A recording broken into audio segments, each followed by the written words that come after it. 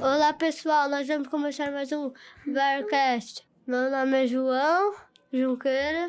Hi Bears, meu nome é Júlia Bento. Oi gente, meu nome é Antonella Ismael. E nós estamos aqui com a maravilhosa professora therefore, Miss Isa. Thank you everybody for inviting me to do this interview. I was really happy, so thank you. What motivated you to become a bilingual teacher? Well, to become a bilingual teacher was not my first thought. I liked a lot English, so I decided to become an English teacher for middle years in high school. But as I was studying in college, I had an opportunity to work at Maple Bear. And that's where I saw this bilingual word. And I lived the experience, the routine. I saw how naturally kids were learning a second language. So I decided to become a bilingual teacher. What courses or experience have been most helpful in your training as a bilingual teacher? As I said before, I started to become an English teacher, but I changed my mind. I finished the course. I studied literature and language. And this helped me to get a second degree in pedagogy. And later I did a postgraduate in bilingualism and started to teach more here at Maple Bear. And I also did a lot of courses that Maple Bear offered to me. How long have you been working in bilingual education?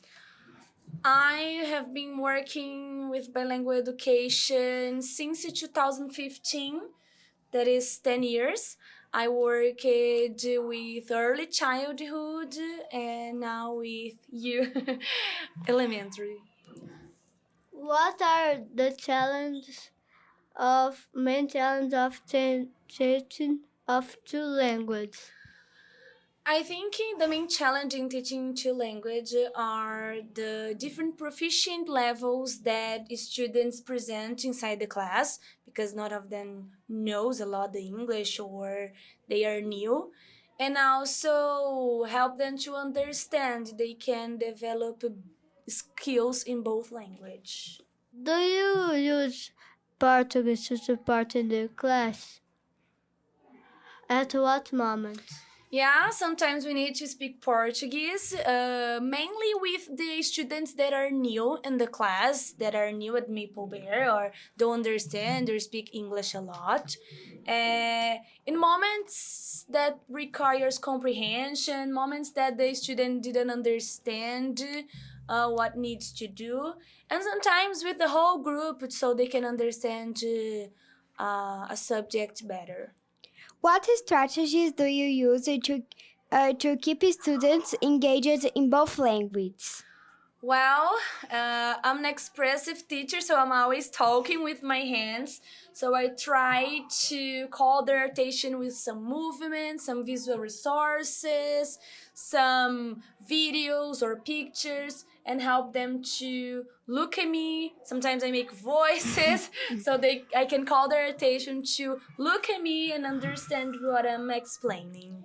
How do you adapt classes for different proficiency levels? As we talked before, inside the class we have different proficient levels, kids that understand a lot, kids that still needs help. So I try to help adapt in classes like speaking, using a simple language, some visual resources, hands-on materials, giving extra time for students to have the opportunity to finish their activities. Also, the classmates, the students help each other. So that's some strategies I use. How do students react to bilingual teaching at the beginning?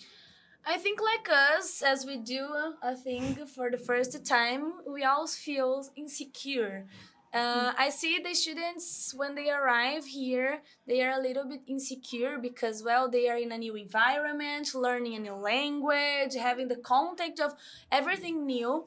So In the beginning, I think they feel insecure, but as long they are living the routine, seeing how it works inside the class, they feel a little bit more comfortable. What types of activities do you use? Do you think work best in the classrooms? I like to use a lot groups activities, and this helps a lot because the students have the opportunity to share their ideas, their opinions, their thoughts, and that's something that we have here at Maple Bear, right? We sit in groups, we have centers, so we have the opportunity to work together, right? What do you deal with cultural differences between the countries that speak a different language? I always make sure the students respect both cultures. They need to understand that even though we are here in a country, but we are learning another language, we have to respect. And sometimes we discuss about the differences and also make projects to show people this difference. How does bilingualism impact students' worldviews? I think bilingualism gives students more ways to think, to communicate, and to understand the world around us. Give students more cognitive flexibility, different perspective. They have, like we are doing here, different communication skills, develop this kind of behavior. What digital resource do you use most to support bilingual teaching? Well, I use a lot of resources. Some of them are very nice because I usually use some YouTube channels, videos. And inside these videos, they have some pictures, some movements, and students are able to understand more about a topic. So I like a lot to use some videos, mainly Dr. Binoculars in science classes. And we also use dictionaries online so we can find synonyms, antonyms, or to research something that the activities asks. How do you see the importance of bilingualism in today's world? Well, I think bilingualism is very important nowadays because it helps us to develop the personal and the professional behavior.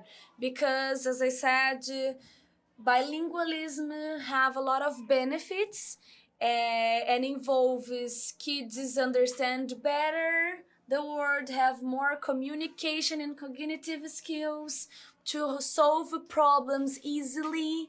So I think all of these benefits, all of these cognitive skills will help students in their futures. What would you say to help someone who wants to become a bilingual teacher?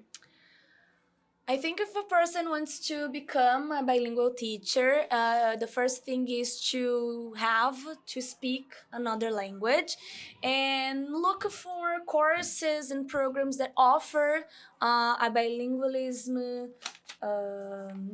teaching, a bilingual course, and they can learn more to help them to develop and pursue and follow this career to become a bilingual teacher. And I would say also have to do it with love. Então, Bears, hoje foi o nosso podcast com a Miss Isa, Therefore. Muito obrigada por estar aqui com a gente. E vocês também, muito obrigada por assistirem. Bye, Bears!